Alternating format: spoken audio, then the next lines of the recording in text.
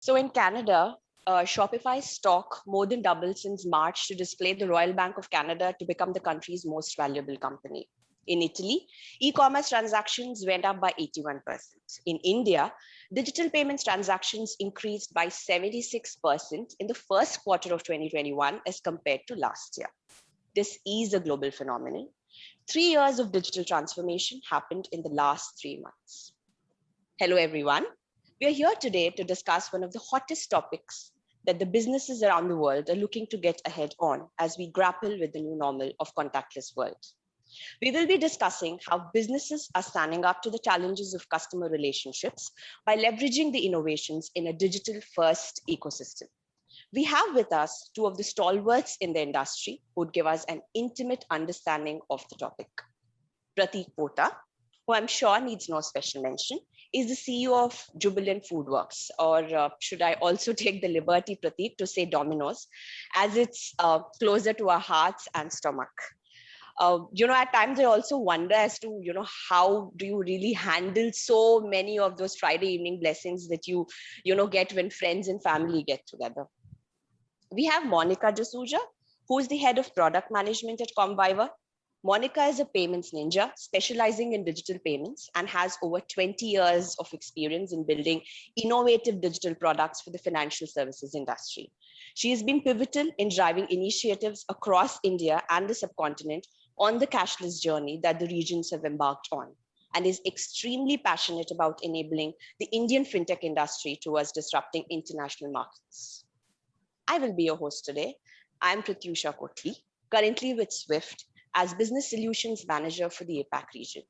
I'm extremely excited about how digital payments, both domestic and cross-border, are changing the lives and economies around us. So let's get started.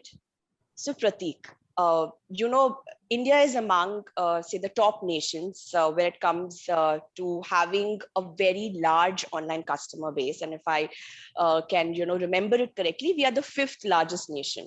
And the majority of these online transactions are using mobile internet, which of course is indeed a very strong driving force, for the success story of the digital commerce. And Domino's got into the delivery business very ahead of its time. And now out of necessity, many businesses, had to commit to the contactless delivery mechanisms. So in your opinion, how have businesses in India fared and adapted to the new normal? Thank you, Pratyusha. Like you said, we've been in the country as Domino's for over 25 years now. When we launched, we introduced 2 categories, of course, that of pizzas, but also that of delivery. I think while the COVID crisis was sudden and precipitate, and nobody expected it to hit us the way it did, in hindsight, I dare say that this was something that we were preparing for almost for the last 4 years. As Jubilant and as Domino's, our digital transformation journey began in 2017. We began building a fairly strong sized team, which was engaged in digital transformation, building our own tech stack, our own app, a web app, a data engine. And that team, if anything, has got even stronger and larger since then. So when the crisis actually hit us, roughly same time last year, we were able to hit the ground running, and we didn't really miss a beat. So our zero contact protocols were rolled out in week 1 of March of 2020 last year, well ahead of the lockdown, well ahead of the rest of the ecosystem. Our digital assets were able to handle the transformation very quickly. Once the lockdown happened, we realized also that our customers, our communities were possibly more seized with the need to get essential supplies, dal, chawal, atta, etc., and that their mind was focused less on pizzas. And we felt the need as a responsible brand to respond to that need. So we were able to pivot within about a week's time and have a platform evolve to deliver essential products. So we tied up with a bunch of FMCG companies, and our stores and our last mile delivery systems were changed and were evolved to be able to also deliver milk, atta, rice, oil, etc., etc., etc. We also moved very quickly to grow our omni-channel capabilities. So we evolved our app, etc., to allow it to sort of handle also the contactless dine-in use cases, contactless takeaway use cases, the drive-through channel or the drive-in pick as we called it. So all of these were fairly smooth and fairly quick to roll out, and that helped us recover very quickly. Now, if I take a step back, however, and going back to your question on how did the larger ecosystem fare, I dare say surprisingly well.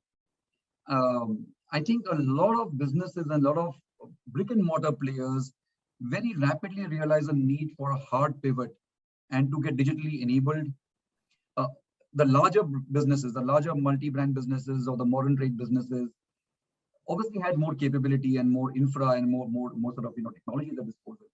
But even the smaller mom and pop stores very quickly moved to this. I mean, all of us have heard about WhatsApp ordering, WhatsApp video calls for the shopkeeper to allow the customer to buy remotely. Delivery, of course, we've been doing for a long time now. That also moved very quickly to contactless. I would say that given the nature of the crisis, I think both big brands and big businesses and the smaller brands and smaller businesses responded very rapidly. I think that in the beginning, there was some hesitation amongst consumers. I think we were all concerned about availing of delivery. We were not sure about, is it safe or not safe? So we get the vegetables, keep them outside for an hour or 2 hours or 3 hours, wash them and wash each aloo and each, you know what I'm saying? So there was this fear in the beginning. So the demand from consumers for delivery was a little harder to come by, but the supply from the businesses was faster. Eventually, I think in the middle of last year, the twain met and you could see a lot of businesses recover. Of course, this was before the COVID second wave hit us. But in the second and the third quarter of last year, we saw the recovery happen, the financial year. Yes. So I would say overall, I think the countries had to do a hard reset. But I think given our innovation capabilities, given the talent base that we have, and I think the fact that we have a very young population, which is digitally very adept and very savvy, I think we've done a reasonably good job of being able to pivot and to be ready to serve the contactless world of commerce. Thanks, Prateek. And I think you've really, kind of summed up the journey that we've had gone through over the last, say, 1.5 years now, if I can put it that way, wherein from the initial hesitation to, to getting super comfortable and making it a part of our life, the entire contactless commerce, if I can call it.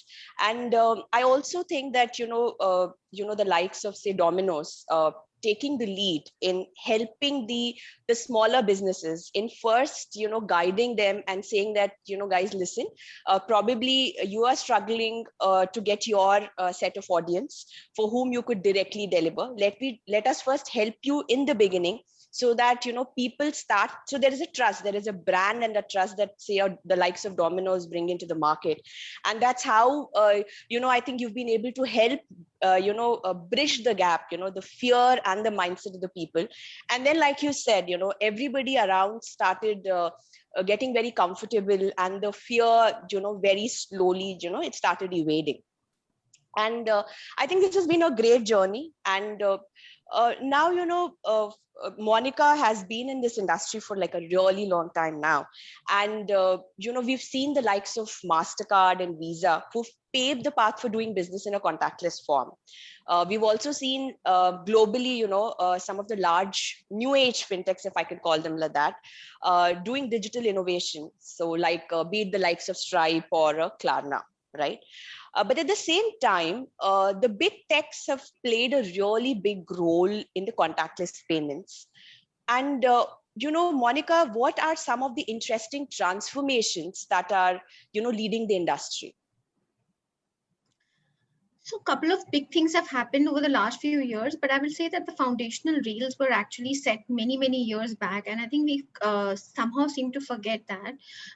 So I'm going to bring a little bit of context here. So Australia, UK, for example, have been charging as far as contactless payments in the world is concerned. In fact, UK just released a particular PR, which actually mentioned that 50% of all the transactions are now cashless. And essentially cashless now in the UK means contactless, which is you can just basically wave your card. You don't even need to swipe, and you can use that same card in your transit journey, as well as, of course, while making payments. It has become seamless to the point that you don't even realize that you're making a payment. And these are small value transactions, therefore reducing the fraud and the other liabilities that come with, say, a large payment being made without your consent. Having said that, like I said earlier, the foundational rails for this had been set up both in terms of the merchant and the issuing side of the ecosystem, which in the simplified sense actually means that the banks have to issue contactless cards and merchants have to accept contactless card payments, which is through a terminal upgrade. Now, in Australia, for example, it's been leading the journey. There is so much cohesion in terms of both the customer experience as well as the customer expectation that not having a contactless payment type actually means that the customers complain. Now, I'm sure that this might be the zenith that we're all aiming for, but at this point in time, both the networks as well as, of course, RuPay in India and across the world, the foundational rails for the tap and pay payments, as we call them. In India, it's called Wi-Fi payments because the contactless symbol looks like a Wi-Fi, has been enabled. And the RBI has actually, I feel, is the biggest disruptor of payments and innovation in India, because they set the rails in terms of saying that all banks need to be able to upgrade to contactless pay cards for both debit as well as credit. Now, what that really means is that once you have a card like this in your hand, every time you need to make a payment, at a little bit of trigger, either at the merchant point of sale, which normally happens if you go to your local Kirana store or to a big retail outlet, or even at transit, the minute you start using your card, you become very accustomed to using contactless payments. Now, if you imagine how long this infrastructure has taken to set up, exactly to Prateek's point, it has been years in the making. So contactless actually got spurred on, and this is played as one of the biggest disruptors. However, I wouldn't say that the networks or the bank side of the world have done anything differently. They've been doing it for a very long time. Suddenly they saw this spurt because nobody wanted to touch cash. Having said that, even in the US, Apple Pay, for example, has been extremely successful. And the reason for its extreme success is coming at the back of actually very small and consistent progress since the last 7 years. People forget that Apple Pay started in 2014.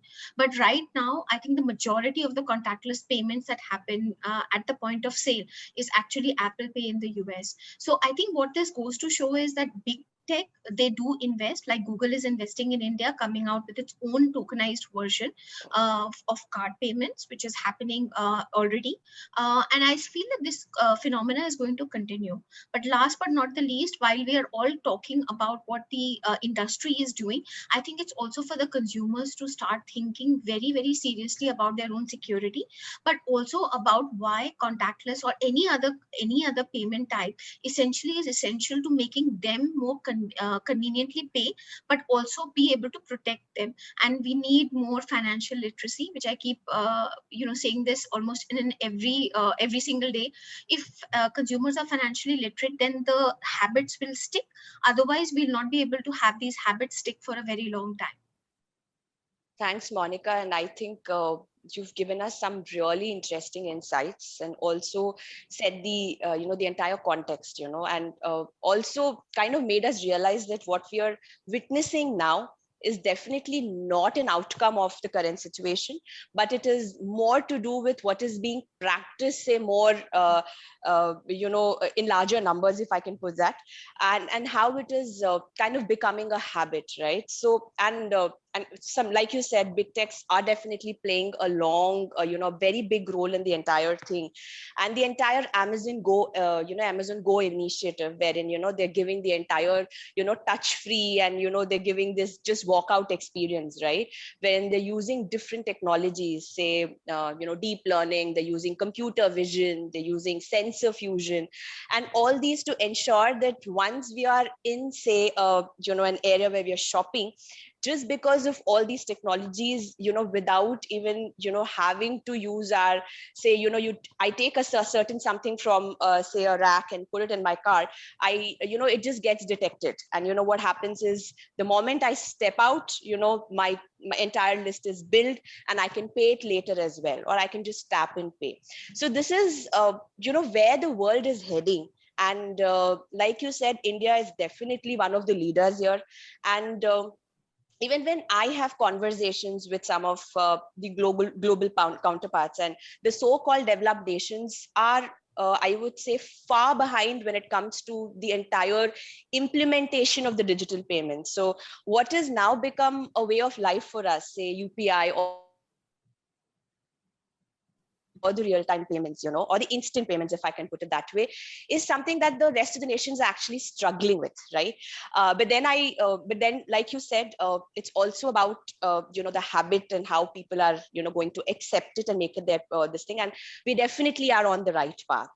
So thanks for this. And I think, since we were also speaking a little, sometime back, wherein Prateek was also talking about, Domino's being quite digital transformation centric, right? And they've been investing on this, say, since 2014. So Prateek, a question to you here. So we want to really understand and quite inquisitive about the overall ambition which Jubilant has when it comes to technology. No, thank you, Vidisha. That question may not elicit a short answer, because the ambitions are very large. Yes, definitely. But let me give you the context first, Sure. before I answer your specific question. The food service industry in which we operate, it's a large category growing rapidly, but it's a category that's been mostly unorganized. So about 2/3 of the industry is unorganized, the roadside eateries, the dhabas, etc. And only a third about is organized. Now that said, what COVID is going to be doing is it's going to be turbocharging the growth of the organized sector. As consumers look for more credible, more trusted, more safe food options, the vector, the needle will move from unorganized towards organized, and within that towards big trusted credible brands. Now, we obviously have a very large Domino's brand that we operate here, but we have growing ambitions in other cuisines as well. So we have a brand that we've launched in Chinese called Hong's Kitchen.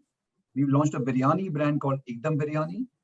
We've signed up, of course, we have the Dunkin' Donuts franchise as well, which is still small, but again, we've got ambitions to grow that. And we've signed up the master franchise rights for Popeye's Chicken as well. So we will be curating a multi-brand, a multi-cuisine portfolio. We have a presence in India, Bangladesh, Sri Lanka. We've taken a stake in a business in Turkey and in Russia, Domino's Pizza business, that is. So our ambition is to be a multi-brand, multi-country food service company, global food service company. But at the epicenter of that ambition, at the heart of that ambition, lies technology. Knowing that, like every business, technology has disrupted the food service business fundamentally. At one level, it's a disruption, but for leaders like us, it's an opportunity. So how can we use technology and insert technology at the heart of our business model, reimagine it, reinvent it, and aspire to be a global food tech business? So our ambition is to be actually growing towards and to go towards being a food tech company, not a pizza company that has technology at the periphery of it, but a company that is a multi-brand, multi-country company that thinks technology out and not just food out. That's our aspiration. So what are we doing towards that? I mentioned earlier that we began by building a small digital team in 2017. We've grown that team. We've grown that team now. Now we've got a very large team in three distinct areas. One is in product, the other is in technology, and the third is in data science and AI. So three large teams. And of course, we have the conventional IT team as well, which is into cost, which is into network, into security, etc. So between the four teams, we have about 150 people on board right now. And we intend to grow this significantly in the next 6 to 9 months. So these are very distinct investment areas for us. What do we focus on? What do these teams focus on? Again, three broad areas. How do we improve the customer experience? And again, we can talk more of that as we go along, but it's a fairly obvious and fairly clear area of work. Yeah. How do we transform the employee experience? Now, that's something that's not talked about as much, but it's interesting, Pratyusha. You think about it. Yes. People who join us, the millennial cohort, the new, the young team members who join us, and actually all of us for that matter, the not so young ones as well. When we are out of work, when we are at home, we have a very smooth and a very seamless experience when we work with digital companies, right? When we buy stuff online, or when we book a cab online or book a holiday online. But when we come into the workforce and into the workplace, suddenly our experience goes down, and our expectations also get dumbed down a little bit, because we know that it's going to be a clunky, slightly more bureaucratic experience. That is not acceptable anymore to the young employee. So it's critical for businesses and companies to reinvent even the employee experience, to make it as intuitive, as smooth, as friction-free as they would get as customers. So that's the second area of focus for us. And of course, that requires a lot of process changes at the back end, technology, reinvention, etc. The third area, which is an area which of course technology is impacted traditionally, is driving improvement in efficiencies and in cost reduction. So those are the three broad areas. Happy to say that we made reasonably good progress. The digital team that we've got, it's a cracker of a team.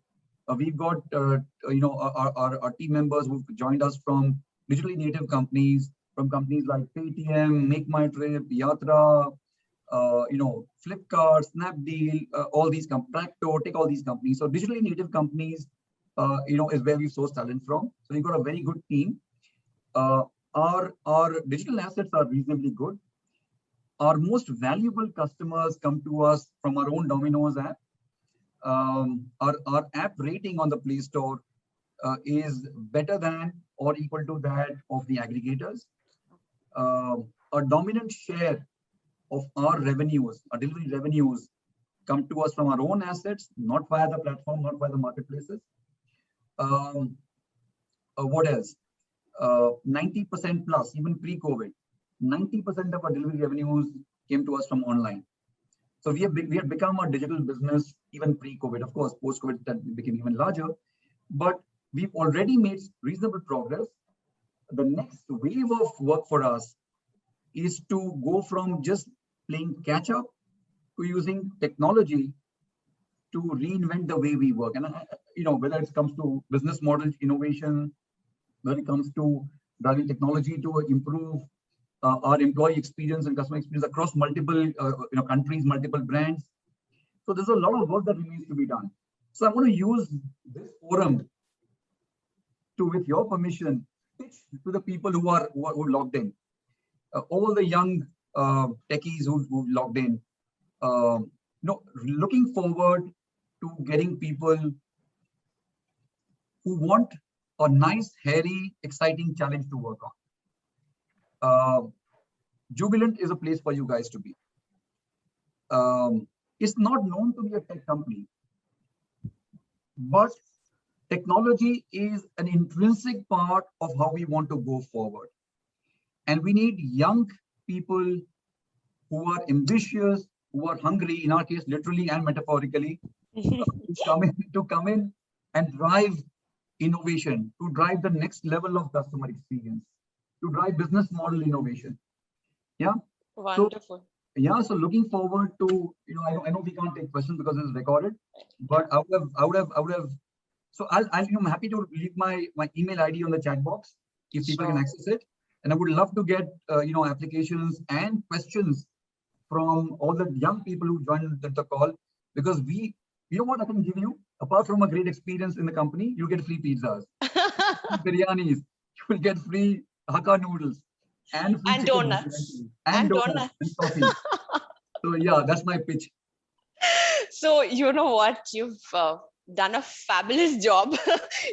I sounded, I got so excited, honestly, like you said, the moment you hear or what you associate with Domino's is a pizza. And for me, I always associate like it with a contactless, a mobile version of it, right? So for me, it has always been, a digital experience. So I don't even remember when I actually last walked into a Domino's, outlet and bought a pizza myself. But the fact that, the ambitions that the company has, to not just restrict your presence in India, but then grow in the other locations as well, like say that, like, Turkey that you mentioned, and also Russia, where I'm sure there's going to be a lot of room for digital innovation as well, and also kind of making the population and the country, the people there, more digital savvy. And it's been really, like, honestly, I'm super thrilled or pumped, Pratik, after listening to the plans that you've had for the digital transformation, and the structured way that you've invested in, right? So you have a team which is for product, there is a team for tech, and the best part is you're talking about the employee experience. I think a lot of times we of course focus on customer experience, because that is why we all are here. But at the same time, it is companies who also focus on employee experience, which ensure that there is more of, say, loyalty and stickiness to your brand, right? That's how you associate with and you want to stay with, right? So like, really, like, great plans. And I can just see that you're going to succeed and, like, do extremely well. And lucky that you're based out of country or a location like India, and that to say a Gurgaon, wherein there's so many tech startups where with very young population who very strongly believe in it. So it's not that, once upon a time I would do something because my job, wanted me to do it. But now it is more to do with something because I believe in it. And, this generation is quite clear on not pursuing things that they don't believe in as well, right? So if the day they feel what they're doing is not what they want to do, they just call it quits. So, it's a great journey. Really looking forward to see the wonderful growth, right, that we have. Now, coming to Monica, who, of course, has spoken about, how contactless has been a part of, our lives. And Pratik, you've also talked about, the latest innovations that are happening, and, how it is going to become a habit, right? So, Monica, I wanted, your view on, the role that contactless payments is playing in enhancing customer experience, and thereby, the stickiness. How is it driving a habit change among the customers is what I'm sure all of us definitely want to hear from you. Couple of things happen when we make payments with methods that we are invisible to us, which is not cash. First of all, we tend to spend more. And this is based on research. This is not something that we are making up just because we are from the industry. And the reason for that is because consumers inherently stop thinking about the friction and stop thinking about the physical use of cash, which actually makes their brain work differently. And they think about the experience. And this is where, when we talk about stickiness, when we talk about activation of users, and we talk about continuous engagement, I think these are not just pillars where product managers tend to build good products, but this is also for the service industry as well as everybody who uses payments, because really nobody gets up in the morning thinking I'll make a payment and it has to be a wow experience. People want it so seamless that they forget that they're making a payment. However, now we also have the reverse downside of this, which is payments have become so seamless that consumers are actually complaining that they are not only spending more, but there is a lot of fraud that is happening, and there is an associated risk of making payments without thinking, which actually kind of appeals appeals to that brain activity for instant gratification. So if you let me actually point out to some numbers. So since last year, in the last 18 months, the number of millennials who have actually taken to stock investing has actually not only doubled, it's now 2.5x in the last 12 to 14 months. So the question that you might ask is, why is that happening? And the primary focus is the use of very good apps that have basically made the consumer experience so seamless that making an investment, which is your own hard-earned money, is faster and easier than you've ever known it. Now, the question that all of us will have is that a good thing or a bad thing? And ethics aside, we have to look at the sustainability of such initiatives that normally tend to happen.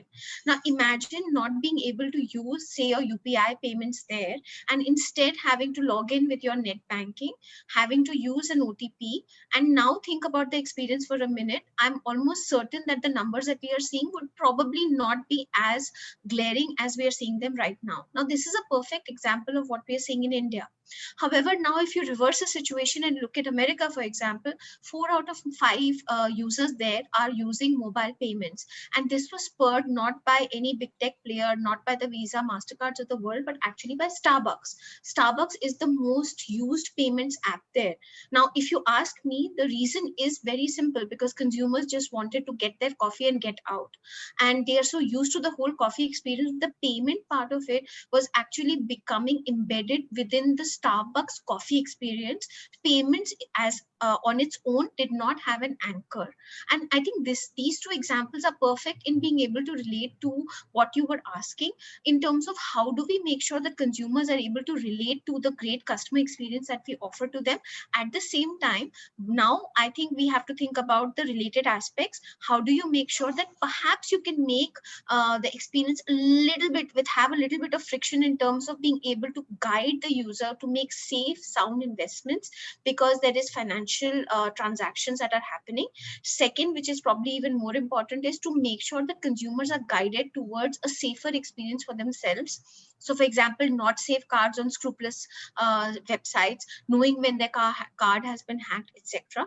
And last but not the least, as we get consumers to move over from one part of the activation equation to the next, I think it's very important that we tell them that this is for their own good. At the same time, what is it that they're not comfortable with, they should have the ability to be able to withdraw from that experience. So for example, if my parents are happy using net banking, I shouldn't force their way into contactless payments, and the reverse should also not be true.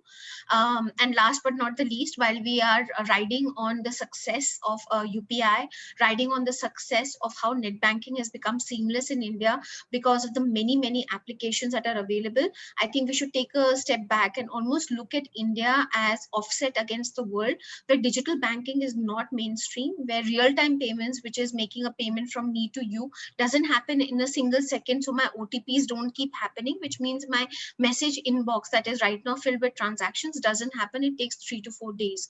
But the question is, how do we make this digitization really go to the heart of where the money in the economy is being driven, which is our businesses. Once businesses adopt cashless payments, I think it will create more wealth for all of us. And if we are able to have wealthy consumers, the ability to spend increases. So it's a multi-pronged problem as well as challenge that we're all facing in the industry right now.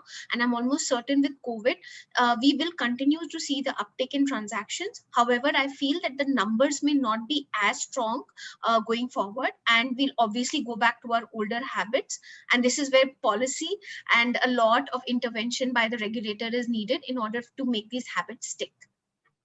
So you made some very strong points there, and I cannot, agree more on that topic. Reason being that, we've seen, the tendency to either spend more or also, do some mindless buying, and at times also getting into a trap. So for the digitally conscious or say savvy, it's easy to, make in that delta, that difference as to why, if I'm being trapped or, there is something suspicious that's going on, vis-a-vis like the option that, or the mention that you made of the parents, right, who, out of the excitement might be lured into say a fraudulent transaction.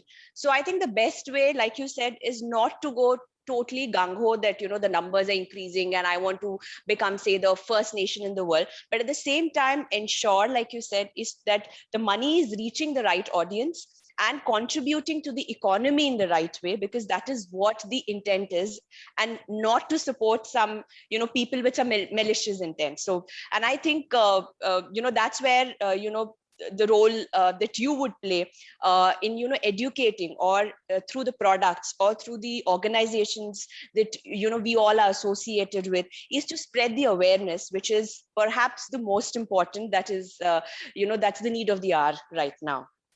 Thanks, Monica, for that. And now bridging these two, right? Now we've got the customers, we've got the stickiness. Now we also spoke about the investments that are being made for the digital transformation, and Prateek just mentioned on the entire ambition of Jubilant. So from the Jubilant point of view, Prateek, what I also wanted to understand from you is the tech areas that you are investing. Some very specific areas. You did mention that there is an AI team that you've got, there's a data science team that you've built, but then what are the specific areas that you're investing in? No, thanks, Ritusha. So there are a few broad themes, and I'll talk about them, and some of them I've touched upon earlier as well. So one big theme, of course, is customer experience. But if you double click on that, it is the pre-order experience and the post-order experience. I think the one thing we've all learned in the last 12 to 15 months is that customer intimacy no longer requires physical proximity.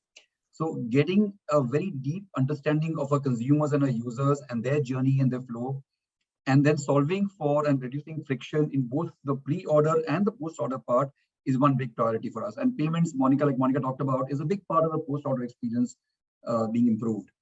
Also in our case, because there is a delivery and a fulfillment leg to it, how do we ensure there's a rider to visibility and rider tracking and all of that? There's a lot of work happening in both these areas.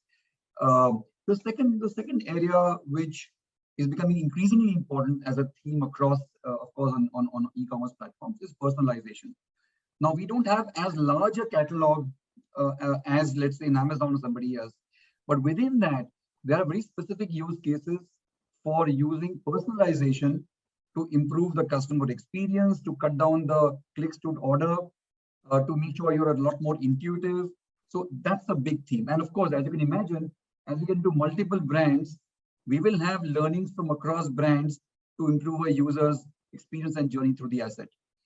The third area, and again, this is an area where we're just kicking our work, and which will be, I think, a lot more mainstream as we go along, not just for us, but for all commerce players, is conversational commerce. I think we are hearing a lot about, I think all of us have got used to asking Alexa or Google for playing a music or whatever. But from there to make it a commerce engine will require some non-trivial work streams. But that's again, an India, country like India, which is multilingual, which has low literacy, voice becomes an obvious engine of growth and investment. So that's the third area. The fourth area, and again, very important from our business and our point of view, is how do we use technology and digital to improve the operational experience, the operational excellence matrices. So for example, let me give you two very specific examples. The first one is, look, unlike in a manufacturing organization where there's a very controlled factory setup and there's a very tight quality control, in our case, we've got 1,400 stores and we've got millions of transactions happening every day. And it's the quality of the product that we serve ends up being dependent on the person making it. So very, very people dependent. That said, while we of course provide training inputs, etc., how do we make sure there's a quality control and quality check? And how do we use optical imaging and AI to ensure that every pizza that we serve matches up and compares favorably against a standard? So if we have a camera and if we have the product that we are about to ship out being compared with the standard, with the ideal, and the model learns over time and makes sure that it becomes a lot more intelligent in saying a go or a no-go on quality control. So that's one area, the pizza quality improvement or pizza checker is one big area. The other big area, very interestingly, is speed of delivery. Now, we want to get to faster and faster delivery to consumers without compromising on either product quality or food safety or employee safety. So no speeding, no breaking traffic rules, but within the boundary conditions and the guardrails, how can we be a lot fast? How can we shave time off in doing, delivering order to you? Again, a lot of AI tools that we can use. So if I know that Pratyusha is a fairly consistent user, that she comes, opens my app, and the probability of Pratyusha completing the order once she opens the app is 80%, but Pratik is only 50%. The way I handle Pratyusha's order is different from the way I handle my order, right? So I can be a lot more agile in the way I serve Pratyusha using technology, using probabilistic models as compared to any other customer. So again, using technology to improve speed of delivery. Kitchen automation and using IoT and connected devices, predictive maintenance. We have a QSR model requires you to de-skill food making and make sure it's replicable even at very, very low skill level. That requires automation. That requires robotics. How do we invest in that? How do we build connected devices so that we know exactly what the health of the machine and the device is, what data can it stream to us, how can we get more efficient, how can we get more consistent, etc., etc. And the last stream, of course, is using data science and our data analytics to ensure that we are able to extract a lot more value from the vast repository of data that we have. So how do we drive better retention of customers? How do we drive frequency enhancement? How do we drive better attachment? How do we drive channel migration for a customer who's only buying us in dine-in? How can you convert him or her into an omni-channel consumer, etc., etc. So there are very, very specific themes that we are working on. And the great part, Pratyusha, is that, digital and technology, as we succeed more, it builds its own critical mass. It builds its own momentum. Yeah. So it's the snowballing effect. So you find that the use cases for technology start becoming more and more, and the pull and the suction sounds from the business for technology become louder and louder as we start demonstrating success. So yeah, very, very exciting. And again, one more pitch to the techies, please join us. So I think you've already convinced. I'm sure by the time the audience gets to here, your LinkedIn would be flooded and your Gmail would be flooded, is how I see it.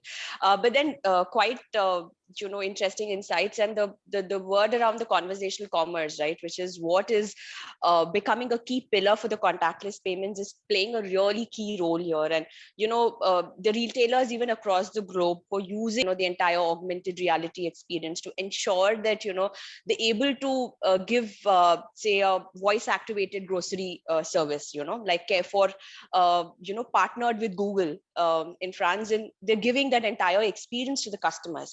And also the fact that people now want to break the so-called working hour barriers, right? So they want to ensure that if suppose I want to shop after my working hours, which also could be after the working hours of say a retail store, they don't want the businesses to be like only timed, right? So they're using all the the augmented reality and the virtual reality to give in being catered to in a very personal way. So that personalization is what is driving and helping all the entire say the contactless and the conversational business go, right?